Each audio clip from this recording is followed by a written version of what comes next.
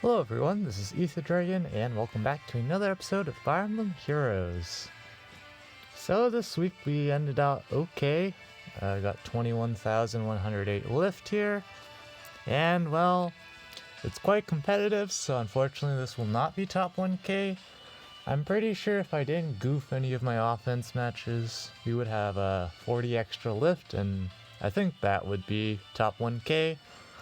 But this week on defense was basically lots of stuff I'll have to be considering when I'm actually going to build a better dark defense, because we clearly didn't do very well this week, and that was expected because I decided to run this map to see what kind of stuff people would do with the defense tiles, and no surprise, lots of people used them. And so we're starting out with the good old plus 10 Brave Hector, where you just unturn, and well, for the most part, Brave Hector is just any competent blue tank at this point is pretty decent. But as we'll see later, just being blue isn't necessarily good enough. And it's just a testament to how Brave Hector's Refine is extremely useful, because aside from negating his armor weakness, which is huge for him, because otherwise, like, Legendary Chrom can definitely dent quite a bit into him. If you, like, look at Chrom here, 75, 79 attack with effective damage, that's gonna do a lot more damage. So they're just gonna hit end turn here, and of course they brought Pulse Tie, so we have no specials, but I mean, Chrom gets to live for one turn to do a little bit of damage, but it doesn't matter because we have two red frontliners, and so it's just free heals for blue units. And Brahman's going to do a tiny bit here, but yep.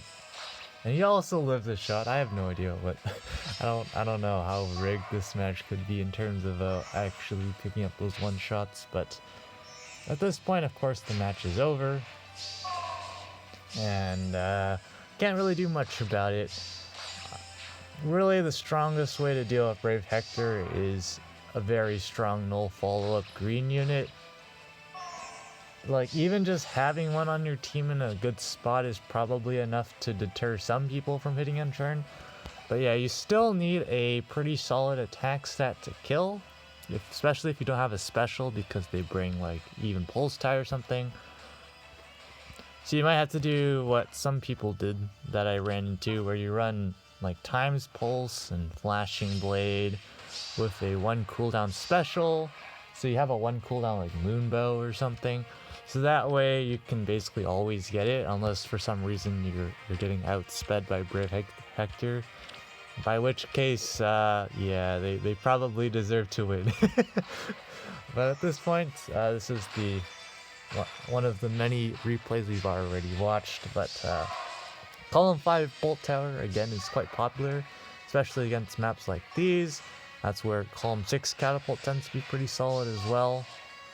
Column 6 or Column 1 Catapults is useful on a lot of maps, because a bunch of people put a lot of their slightly better structures in on the flanks, so it's definitely useful.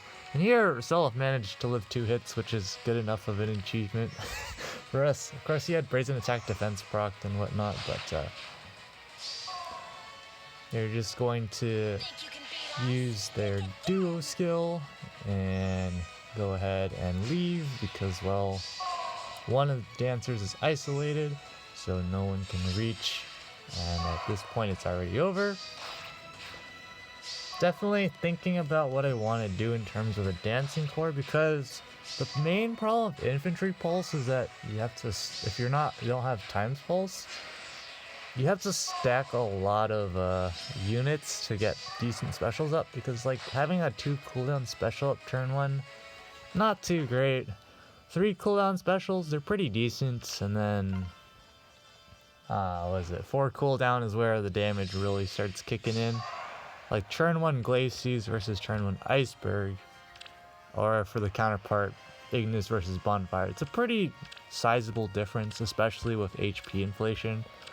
But of course, this season we just got mashed into a lot of plus 10 units because no surprise, we were climbing pretty fast. So it's only natural this would happen. But yeah, we're not sticking with this map just because the defense tile, we don't punish the defense tile usage. Just don't have any damage output with only 3 cooldown specials. Even with 4 cooldown, we just don't have enough firepower in general. So, especially if we have to rely on getting natural special charges, because that's where stuff like Special Fighter on Brave Hector, that's why it's pretty useful, because it helps people not, whatchamacallit, helps you avoid specials, and specials are really the main bane of many units' existence of trying to tank. Especially if you don't have a defense tile. Specials can definitely be quite grinding, but of course, if the units using those specials have a very high HP stat, then well, you can also heal back a lot. So there's a bit of jank stuff going on with that, but lots of Brave Hectors this week, no surprise. Lots of column 4 bolt towers as well, so pretty solid there. But it's like for a lot of these teams, the play they make, whether regardless if it was like close or not, they don't have to make that play for them to win. Now, of course, you can't necessarily give players the benefit of the doubt that they're going to make the correct plays, but it's like they do one thing, but if they needed to deal with some other threat, like say for Dual Lin, if Dual Lin gets like one shot by Seliph on the counter or something, they can have someone else on their team take care of it. It's not like Dual Lin is the only unit on their team. But yeah, this Brave Hector is running Mystic Boost with Bonfire. The idea being, you just gotta dish out the damage output. So the main problem with this particular Brave Hector variant is if there's a no counterattack status and the enemy manages to follow up with a crud ton of units, but then, you know, you might not necessarily use the strategy.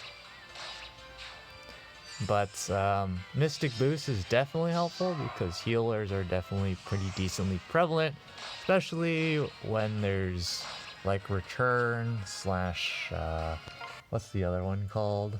I already forgot. Return and... Why am I blanking on the other one? It's the drawback one, right?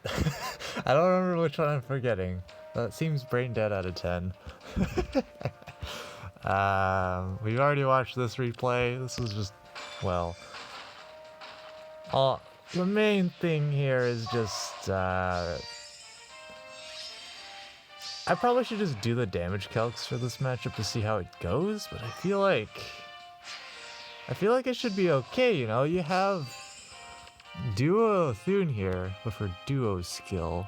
What's wrong about using her Duo skill to buff Edelgard and flinging Edelgard in? I don't understand what the problem is. It might be just Seliph not dying, which was what we saw in our shenanigans.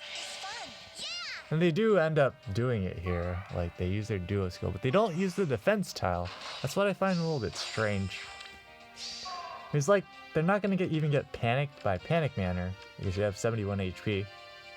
And, you know, she has Black Eagle Rule and a defense tile and neutralizes the armor effectiveness, so Chrom doesn't do a lot of damage. You have distant defense. I don't see what the problem is with that. Like, I don't know why they didn't do that. Because this leads them into a slight issue of Edelgard just not being able to kill Seliph, which is, well, one of Edelgard's problems. She has a pretty decent attack stat, and of course, her weapon definitely helps her out on damage, but she definitely can lack damage output, and she's running Noontime, which doesn't heal a lot if you don't do a lot of damage, and that kind of just exacerbates the problem of Brave Edelgard exacerbates the problem that she doesn't have enough damage output to kill stuff. She's not going to heal a lot, and noontime scaling is very poor. That's why I can afford to run close counter advantage noontime, because, well, it works. And it just so happens that Sothis manages to kill. And she's got Miracle, so, and Vantage. So, Miracle finally did something this week, but yeah, it was just a meme, because I was like, I have 3 infantry pulse charges, and she has times pulse built in. Miracle would be funny. And yeah, I mean, it works. Like for me, when I'm playing against my own defense, the problem is obviously Seliph because of Divine Tearfing. Like Bolt Tower damage doesn't help us out because we don't do enough damage to Seliph to overcome the 50% damage reduction on the first hit, and he's got Vantage, so it's literally a product for oof for us. So then the main strategy would then become trying to face tank Seliph, but you know, he has a pretty decent attack stat as well, so my team trying to deal with it is a bit awkward, to say the least. And here we have Fallen Leon against a blue and colorless unit, so you know you would hope Fallen Leon would be able to deal with them. But again, it's kind of similar issues where Fallen Leon also has issues with damage output. What's new in Ether Raids? Damage output is always a problem, and speed, as we've seen on our offense matches this week. I don't really know how I can make my meme team more viable on the speed spectrum, because the problem is once the enemy uses lull speed, our max speed goes down from like 72 to 63. It's pretty bad, especially when speed is really dependent on... Speed's very dependent on shenanigans. Here, Fallen Leon manages to live, but he's outside of quick riposte range, so he can't kill. But the match is already over basically at this point, because they can just use Dual Lin. And of course, Sothis again, we've already watched this. She's not going to one-shot Dual Lin because of the HP inflation. HP inflation is very important. They do barely manage to pick up the 2-shot on Seliph there. If they didn't, they have other options, I'll say the least, because, you know, Freya, I guess Freya doesn't trivially tank Seliph, and they don't have any hardy bearings, so maybe it might have been difficult, but yeah, I'm not entirely sure what might have gone wrong. Because if Freya can't tank, I think things go downhill, and of course her HP and base defense aren't amazing, so yep, it's just minus all week. Very similar teams. This was at least a more interesting team. You don't see these kind of units rolled out a lot. Like this Seliph build is pretty standard, other than running Ether that's very slow for cooldown. I personally would run something else other than that. But that's me. And they have Python, which I don't have very many copies of Python, kind of because I don't really summon green. Also don't have many copies of Wrath and stuff. So yeah, but Python's pretty solid in cap lines for more budget shenanigans. But of course, like all things cap line, it tends to be useful to have like Fire Sweep Bow, but Fire Sweep Bow is super rare. So feels bad on that spectrum. But they can just hit end turn here again with Seliph, and even max level Panic Manor doesn't panic Seliph here. So it's just free real estate. And obviously we don't punish the defense tile, so it's just free coasting. But I do think Ether is too slow. Seliph isn't infinitely tanky. He is pretty... With Divine Tearfing, he's definitely tanky against single hits from magic users, but his base bulk in general is not through the roof, so I feel like Ether would run into some issues where it's just too slow when you need it. Especially if you're not going to initiate with Sylph into someone. It's going to take probably 2 or 3 combats to get it. And by then, you might not be in a favorable position, to say the least. So yeah, that would be my only thing about that. Other than that was pretty solid.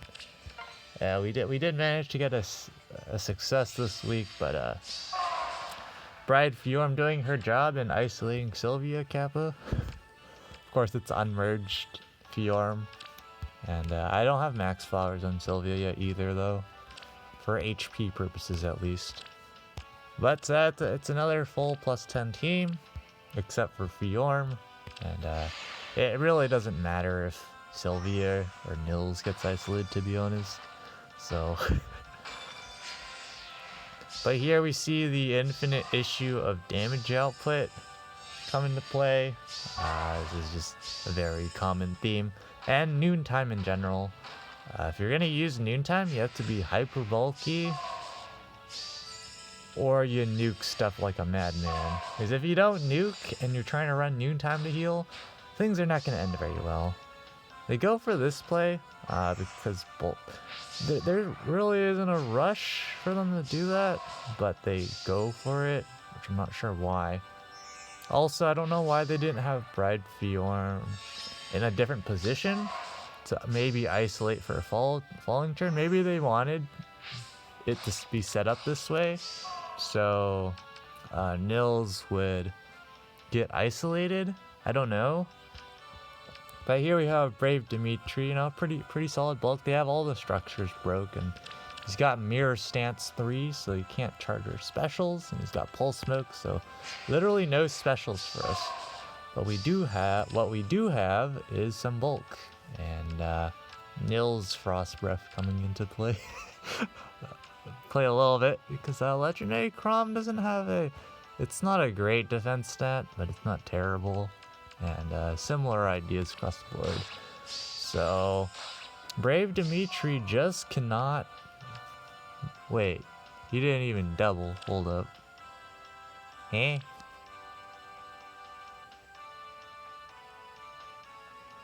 Did he not have... Wait, does this follow-up also require having more defense? It does. I didn't know that. I guess I learned something today. Okay, he didn't double. That's interesting. I didn't know that. Huh. I thought that was separate. Now that I know that, the Brave Dimitri just got even worse in my books. But unfortunately, their Chrom just did too much damage, and so Bramon can definitely clean up. Even though he had the defense tile there, at this point, there's just too many threats still to deal with. And of course, dropping a unit is not ideal. Like for me, if I didn't drop a total of 3 units on offense this week, we probably would be top 1k, but it's good to know how competitive it is. It's pretty darn competitive. It's over 3... Like, it's about 350 lift or something, probably, over tier 38 cutoff, which is pretty ridiculous, because if we remember back to when we were in last light season, I got like 14,000 lift, which is 200 above the maximum. Actually, that does make some sense. Now I think about it. Wait a second. Yeah, it does make sense. Huh. Because we get the 10 extra lift per match in Vault of Heaven if we don't drop a unit. So across 16 matches, it's an extra 160 lift. Yeah, I guess it does make sense. That puts it around that range. Huh. That's interesting to think about. But anyways, yeah, so I guess that does make sense. Top 1k is about around that range. Okay, that's good to know.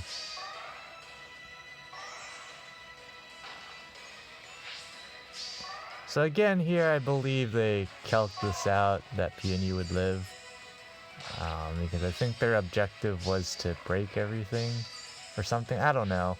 They were trying to do something. I think that, yeah, they were trying to break everything up and activate everything. I think that was their intent here. And of course with Milla, you have 8 turns to do it, plenty of time. And Sylvia doesn't die to Brave Ike, which again is one of Brave Ike's problems, which is why, aside from the Hardy Bearing shenanigans that people did to check Brave Ike's, his damage output is not fantastic. He really relies on ether to get damage, and that can be a pretty serious problem when you rely on specials, especially if the enemy, I don't know, has a ruse shenanigan or something. But finally, this season we did manage to run and get someone to use Altina against us, and I mean the results expected, nothing too special here. Maxed out, running Mystic Boost, which is basically, you can think of the Mystic Boost there as kind of like what I do with Nino, with Close Counter Advantage Noontime. Except the point is, you can be at 100% HP and have Vantage, absolutely, like no questions asked. And that way, you can, if any unit has like Hardy Bearing, and they do some damage, chances are the enemy doesn't have all their units have Hardy Bearing or something. So if they can't face tank your 2 hits, then it's pretty free real estate to just heal back the damage. So if the next Hardy Bearing unit comes in, you can face tank it. And of course, Altina has pretty solid base bulk, and of course maxed out, even better. Ugh. And triple mythics, of course, for optimal scoring. When you have them all at +10, of course. Even more HP and stats in general. And of course with attack res unity, she has, what is this, 65 res or something? 65 res, and I think this is 78, 82, 85, 88, 91 attack. So that's pretty standard for a more max invested Altina, I think. Actually, is that? I think some of them run joint drive attack as well, or some other C skill, because I've seen some get to around 100 attack, and that's getting to the point where you can definitely start two-shotting a lot of units. But here, even if she didn't have Twin Blades up, thanks to Brave Lucina, Crom still dies there, and that's just a testament to his HP stat not being the greatest, and his bulk's, well, middling, because he has to distribute all his BST everywhere, since he got a pretty hefty attack stat. It just means everything else has to suffer, feels bad. But yeah, this particular Mystic Boost variant, it runs into the issue of you're sacrificing attack. And you might think, how in the world is, 90-something attack not enough?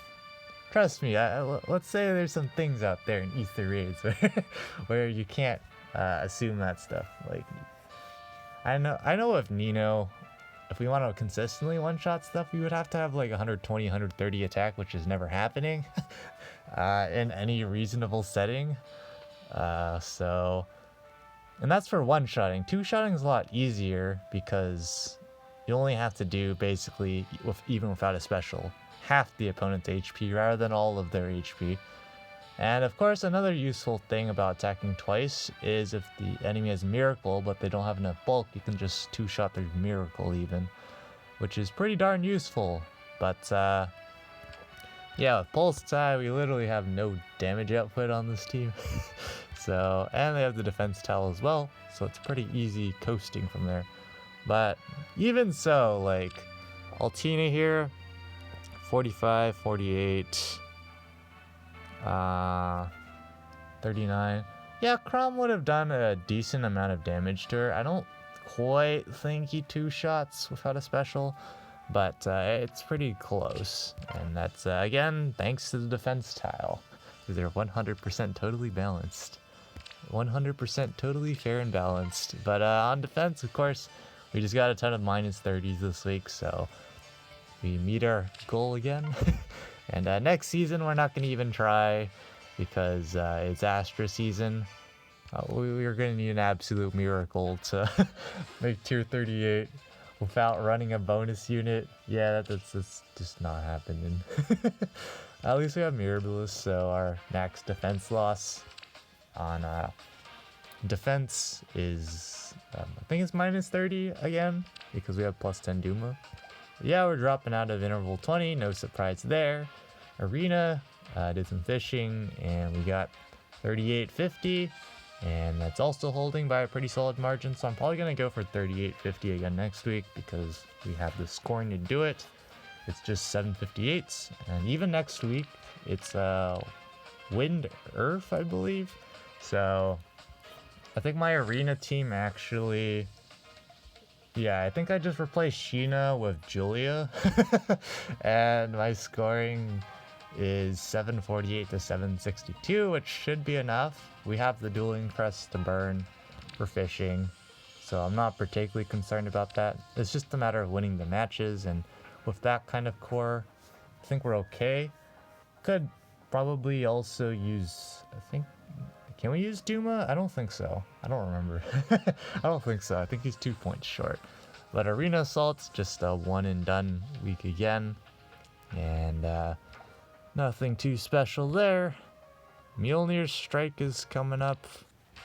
They kind of messed up the UI with the active events and stuff. But it's light major again, and we got 854. So I'm just saying, I hope we actually do stay.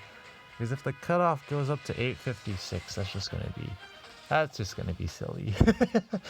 That's all I'm gonna say about that. But anyways, we'll be back when the results drop in. Alrighty, let's see what we got here. It's gonna be outside of top 1k, of course, but let's see how far away we were from top 1k. Yeah, so definitely if we didn't lose that 40 lift on offense, we would have done it, but I feel like that match against the Super Turbo Lewin and the double Turbo Healers, I don't think we were... I think things might have been more feasible if I didn't isolate Lewin turn 1. That was my mistake. But I'm not sure. It was a really confusing brain dead match, to say the least. But with that, we are going back to the Vault of Heaven, and we're gonna get kicked, obviously. We're not gonna be running a bonus mythic or bonus unit like usual, so that'll be fun. At least we don't have to run a structure, or a bonus structure that's not Bolt Tower or Panic Manor, so that'll be nice. And Dark Shrine or Bright Shrine? I'll just have Dark Shrine. I don't think it'll really matter. We'll literally just put Bolt Tower like in the most jank. Let's just put it up here. Why the heck not? Or even just like that. Yeah, it's fine. I don't think I'm going to be changing my layout on defense. I might change out skills, but yeah, I don't think we're going to try too hard on defense. We're just going to get absolutely rolled. So maybe early on the season we'll get some successes and maybe some rematches or whatnot throughout the week. But yep. At least everything else is pretty constant, which is nice. And yep, it's Wind Earth, so I might as well do this before I forget. That means I gotta kick out Sheena, put in Julia. So we're using almost mono blue again. Oh gosh. We'll worry about that when we get there. But anyways, that's gonna be it for this episode. Thanks for watching. As always, this is Ether Dragon, and hope to see you all next time.